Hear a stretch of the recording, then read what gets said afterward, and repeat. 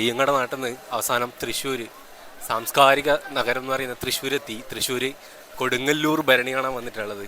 കൊടുങ്ങല്ലൂർ ഭരണീൻ്റെ കാഴ്ചകളൊക്കെ കാണാം.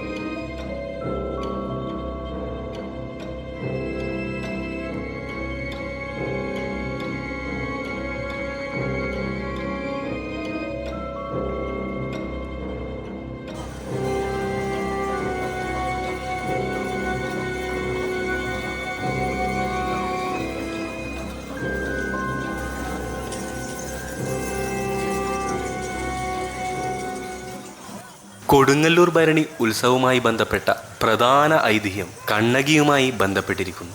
പാതിവൃത്യത്തിന്റെ പ്രതീകമായ കണ്ണകി മധുരദഹനത്തിനു ശേഷം കൊടുങ്ങല്ലൂരിൽ കുടികൊണ്ടെന്നും ഭദ്രകാളിയായി മാറിയ കണ്ണകിയെ സന്തോഷിപ്പിക്കാനാണ് ഭരണി ഉത്സവം നടത്തുന്നതെന്നുമാണ് വിശ്വാസം. മധുര ഭരിച്ച രാജാവിനെ കൊന്ന രൗദ്രഭാവത്തിലുള്ള ദേവിയെ ശാന്തയാക്കാൻ വേണ്ടി ഭക്തർ തെറിപ്പാട്ടുകൾ പാടി അമ്പലത്തിലെത്തുന്നതാണ് ഈ ഉത്സവത്തിന്റെ പ്രത്യേകത.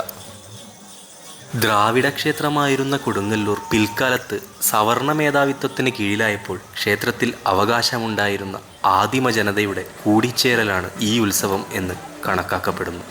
എല്ലാ ദേശത്തു നിന്നും ഭക്തർ സംഘം ചേർന്ന് വന്നു ചേരുന്നു. ഇവരിൽ പലരുടെയും കുടുംബക്ഷേത്രങ്ങളിലും ദേശക്ഷേത്രങ്ങളിലും വീടിൻ്റെ മച്ചകത്തും പൂജാമുറിയിലും ഭഗവതിയെ കുടിയിരുത്തിയിട്ടുണ്ട്. അവിടങ്ങളിൽ പ്രത്യേക പൂജകൾ നടത്തിയതിനു ശേഷമാണ് ഇവർ കൊടുങ്ങല്ലൂരിലേക്ക് വരുന്നത്.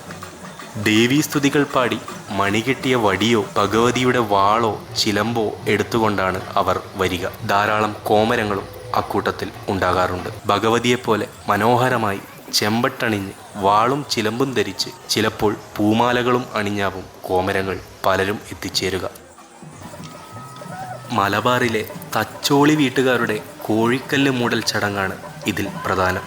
കോഴിക്കല്ലിൽ ചുവന്ന പട്ടുവിരിച്ച് പൂവൻ കോഴിയെ സമർപ്പിക്കുന്നതാണ് ചടങ്ങ്. അതോടെ കാളിയും ദാരികനും തമ്മിൽ യുദ്ധം തുടങ്ങുന്നു എന്നാണ് വിശ്വാസം. ബലിനിരോധനം വന്നതിന് മുൻപ് വടകരയിലെ തച്ചോളി വീട്ടിന്റെ അവകാശമായിരുന്നു ആദ്യത്തെ കോഴിയെ ബലി നൽകുക എന്നത്. ഈ തിരുവോണം നാൾ മുതൽ ക്ഷേത്രത്തിലേക്ക് വെളിച്ചപ്പാടന്മാർ കൂട്ടമായി എത്തിത്തുടങ്ങുന്നു. അവർ തങ്ങളുടെ അവകാശത്തറകളിൽ നിലയുറപ്പിക്കുകയും ചെയ്യുന്നു. 6ാമത്തെ ദിവസം രേവതി നാളിൽ കളമെഴുത്തുപാട്ടും വിളക്കുമാണ് പ്രധാന ചടങ്ങുകൾ. രേവതി ദിവസം ഭദ്രകാളി ദാരികനെ വധിക്കുന്നതായി വിശ്വസിക്കപ്പെടുന്നു.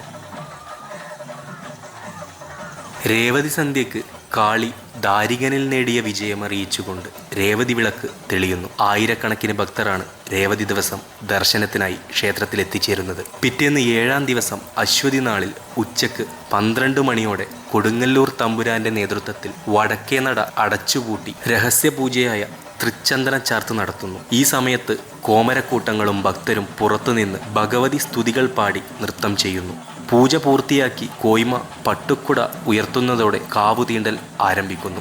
ഏകദേശം 4 മണിയോടടുത്താണ് ഈ ചടങ്ങ് നടക്കുക. ഈ സമയത്ത് കോമരങ്ങളും ഭക്തരും മുളത്തണ്ടുകൊണ്ട് ക്ഷേത്രത്തിന്റെ ചെമ്പോല തകിടുകളിൽ അടിച്ച് 3 തവണ പ്രദക്ഷിണം ചെയ്യുന്നു.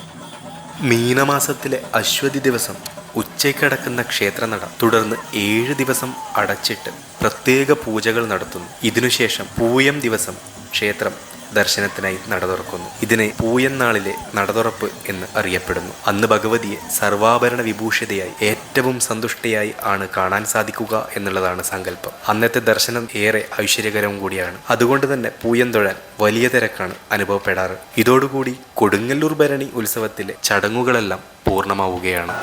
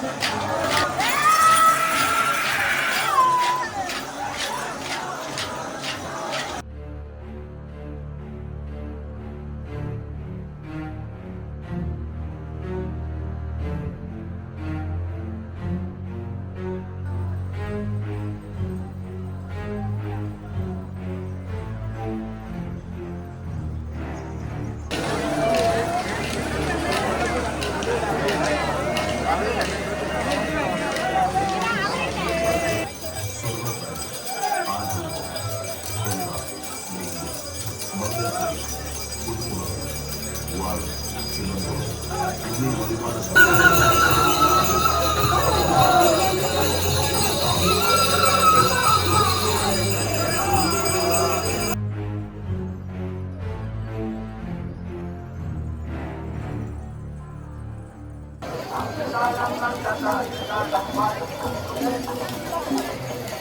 ദേവിക്ക് നിവേദിച്ച